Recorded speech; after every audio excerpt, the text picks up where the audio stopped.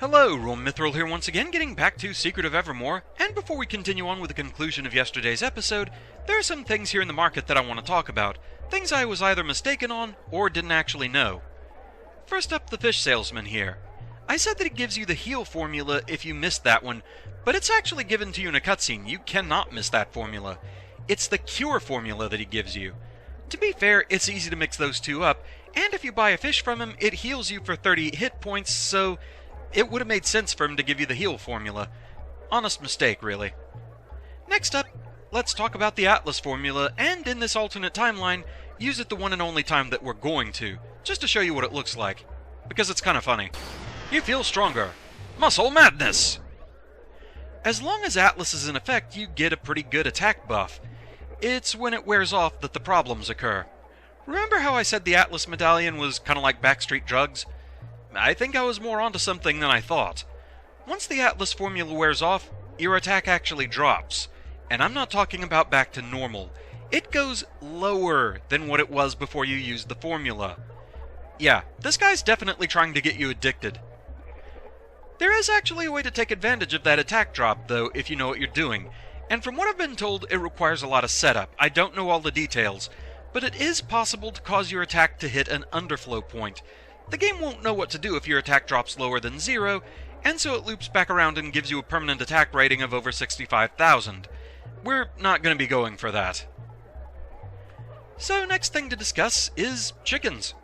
That's right, chickens. Let's go find some chickens.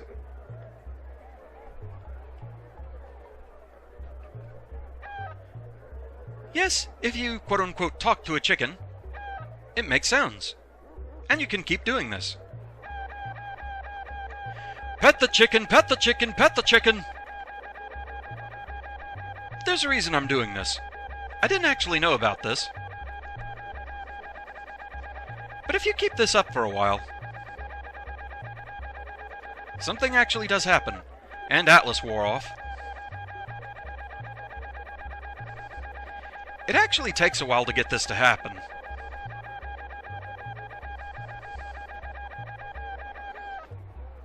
Hey, you! Yes, you!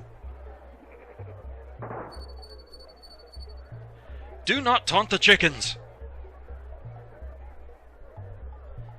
Yeah. What if we taunt a goat? Taunt the goats if you want, but leave the chickens alone! Well, God is apparently biased as to what animals he likes. Also, as much as I hate to part with one of my chickens, especially to a low-down chicken taunter such as you, yeah, she'll call you out for your shenanigans, but not charge you any more for chickens, and she'll still deal with you. So, yeah, that's a thing. Finally, there are some trading stalls that we ignored. However, there's not much of a point to them. First off, there are stalls where you can also get things like rice and beads, but for worse prices than the ones that I visited. For example, the stall that I went to get rice, it was 3 jewels per bag of rice. There are also stalls where you can get rice for 6 jewels or 9 jewels per bag. So, yeah, know where the bargains are. You can also get ceramic jars, like I said, but there's not really a necessary point to doing so. You can occasionally get some extra goodies from them, but it's not guaranteed. Next up, there is the magic gourd that I talked about that you can trade the chocobo egg for. Interestingly, I did hear that supposedly they were going to give the magic gourd some sort of power. However, it fell through, they never actually did that, and even the devs don't remember what they were going to make it do, so it's just one of those things that's lost to time. Now, the more detailed thing is, we could have actually traded for higher level armors. If you talk to the vendor that gives you the stone vest, the bronze gauntlet, or the obsidian helm again after making those trades, you can trade with them for the higher level items, the Centurion cape, the Centurion helm, and the gloves of Ra. Those trades, however, are not worth doing. For example, trading for the Centurion cape, that costs you the Jade Disc. Trading for the gloves of Ra, that costs you the Moxa stick. It is possible to re-get those items later in the second market, but there's not really a point to doing so. Also, with the Centurion cape, what you really want to do is trade for the stone vest and then go spare the profit as we did in the trade video.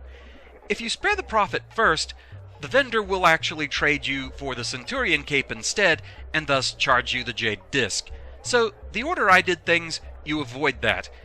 And there is a specific reason to want to get all 3 levels of the body armor: the Bronze Vest, the Stone Vest, and the Centurion Cape, which we have all 3 of those. It's not so important to get all 3 levels of Helmet or Gauntlet, but you do want the first 2 of each, which we also have those. Now the Centurion Helm, it doesn't really hurt to go ahead and trade for it, because you can just trade normal commodities for that one. I think it's a golden jackal and some beads, but there's still not really a reason to do so, and we'll talk about why once we actually get to that point in the continuation of yesterday's episode. So, let's get back to that.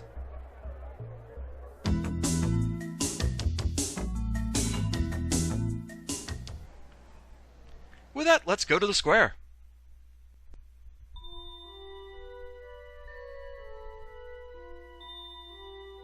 All hail the mighty and powerful sacred dog! A dog! In honor of the sacred dog's appearance, there will be a battle in the Colosseum. A dog! Our champion will fight a challenger to be chosen by the sacred dog. A dog! Show us, sacred dog. Show us who the challenger shall be.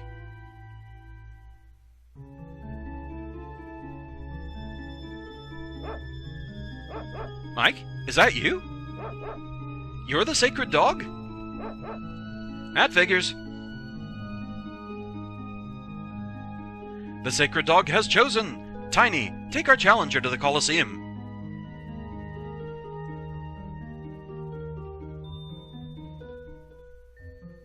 I am Tiny. You're coming with me.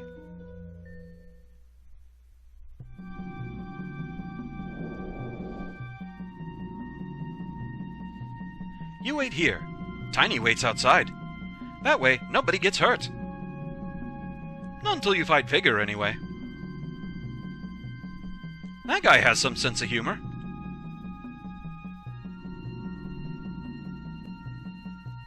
Greetings, Challenger. I am Pompolonius, advisor to the new leader of Nobilia.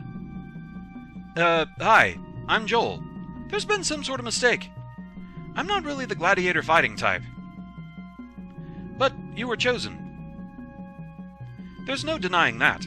You're going to fight. Now, I'm going to leave and let you prepare. The gate will close behind me. When it opens again, that's your cue to come out fighting. Should I record your progress? Not just yet. We're going to finish this bit.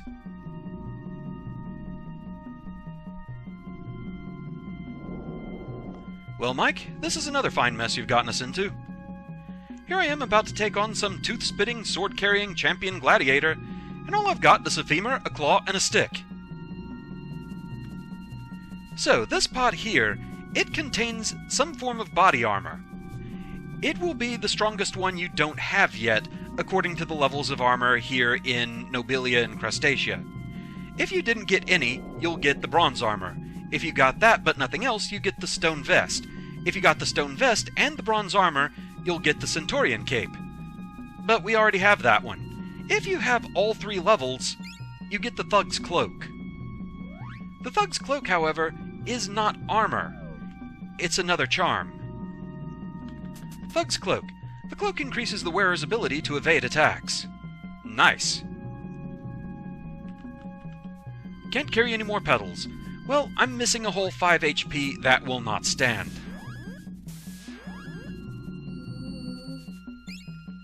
There's also a hidden passage here.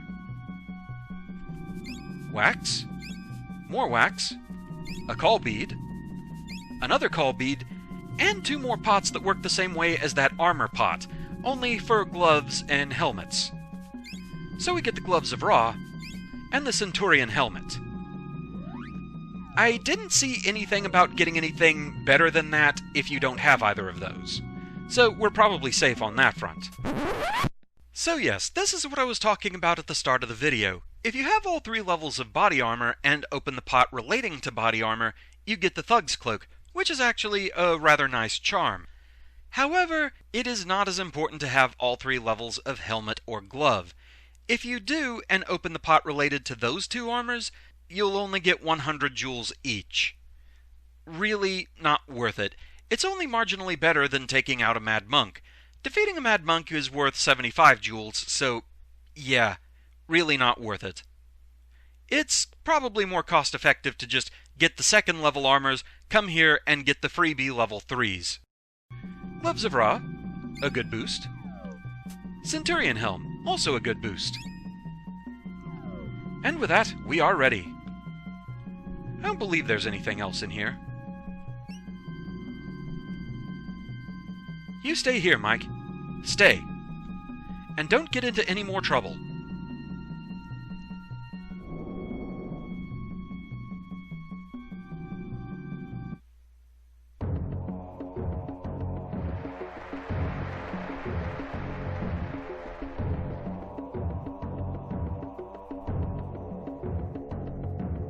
Ladies and gentlemen, you paid for an entire seat, but you're only going to need the edge.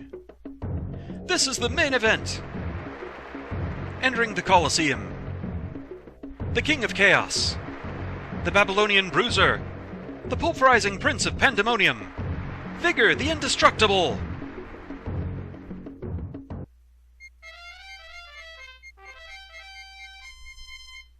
Nice entrance.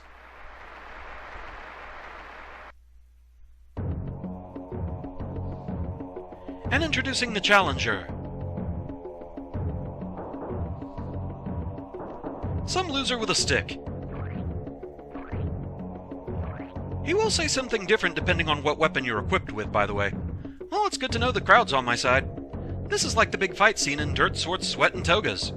I think the hero got pummeled in that picture. Oh well, here goes nothing.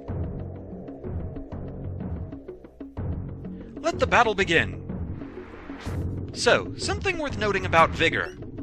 Note that he is shielded from the front. So any attacks from the front won't do a whole lot of damage. If on the other hand you can sneak in an attack from behind, like so, it does a lot of damage. Alchemy is also a good bet. He has various weapons he can throw at you. He can also pose for the crowd and get them to throw garbage at you. Like so. And yes, it will actually damage you. Or he can just charge you down. I find the range on the spear is probably the best weapon to use for this fight.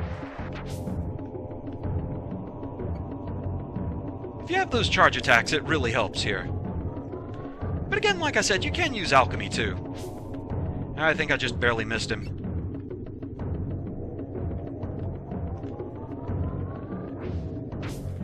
Just be cautious, because on that spear throw he's got a good bit of range on that too. The boomerang's a bit tricky too. But there we go. And we receive 1,000 jewels.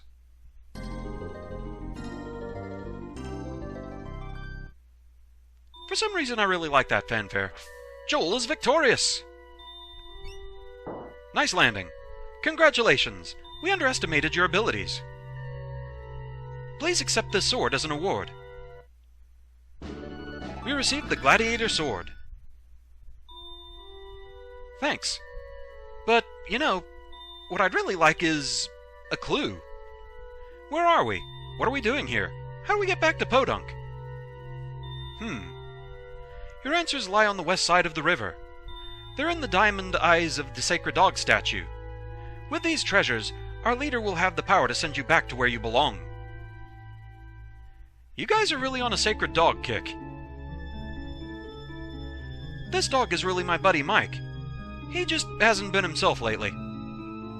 The statue bearing his likeness holds great power, and the diamond eyes are the key. We need the adventuring skills of you and your dog to find and bring back the jewels. Well, as Dusty Duffy McGander says in Perilous Patrol over Pluto, we may not have a rat's chance in a room full of cats, but we're gonna go after that cheese. Let's go, Mike. Meanwhile, have you found the diamond eyes yet, number 2? Not yet, your cleanliness. But I've offered a reward to the adventurers in the town on the river shore. Do you mean to tell me that you have those unkempt cretins looking for the jewels? This is an important job. Not something that should be left to brutes with no sense of personal hygiene. Rude. They may not be clean, but they do know their way around this world. The boy that you warned me about is also looking for the jewels. If he survives, I'll have a little surprise for him and his dog when they return. We've already had a problem with that meddling kid on the plateau, number 2. Don't let that happen here. And try to keep the old coot on the other side of the river out of this.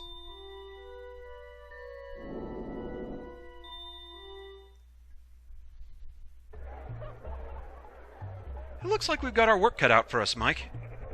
There's a town on the other side of the desert. We can cross the river there. Then we can start searching for those diamonds. So, we also do have a new weapon now. Gladiator Sword, an ancient blade of mythical strength. However, it's back at base level, so we don't have charge attacks anymore. At least as long as we're armed with this. The market's also open again if you need to do any last-minute shopping. But we're pretty good on all that. I think the main thing is it's important to try and get all the armor and everything before you go into the Colosseum so that you can get the best armor from those pots. Hey, Captain. Do you want a lift? Sure. Hop in, Jack.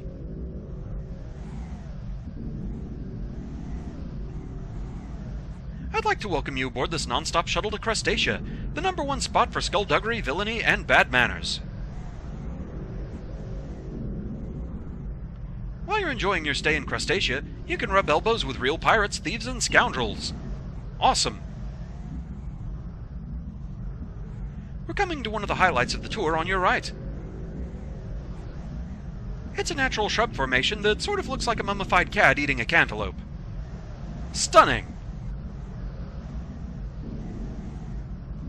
Thank you. Please watch your step on the way out.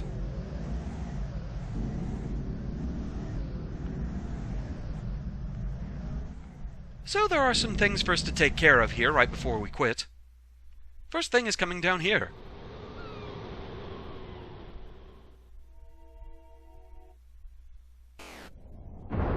Well, there it is. Wow, it sure took a long time for that rock to fall. So now we can get these, a call bead, and 200 jewels.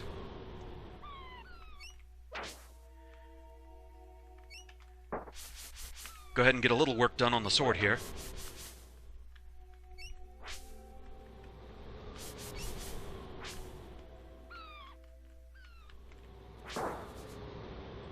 For the next bit, though, I am actually going to change weapons back to the spear. Not because of any power, but just so that we can do infinite running again. Because we need to go talk to the Sting Alchemist again.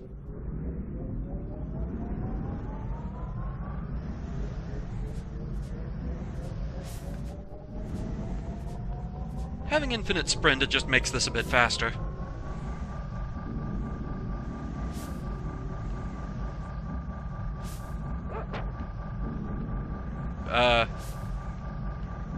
Mike, what are you doing?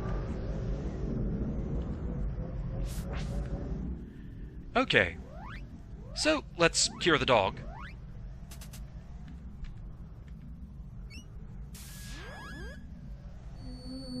And now, let's be the dog. And talk to the alchemist. You made it all the way out here on this hot sand? You're a tough little dog. I'm going to give you a new collar so that you have protection from mean critters. And we received the spiky collar. We could have bought this earlier, but we didn't have Mike around yet, so there was no real point. And now we can get it for free, and it's a huge boost. So back we go.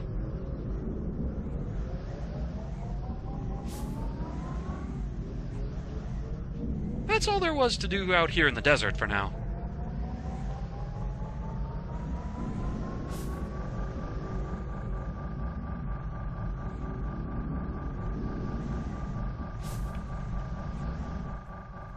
One last thing I can mention is the Mad Monk that sells you the really expensive Amulet of Annihilation.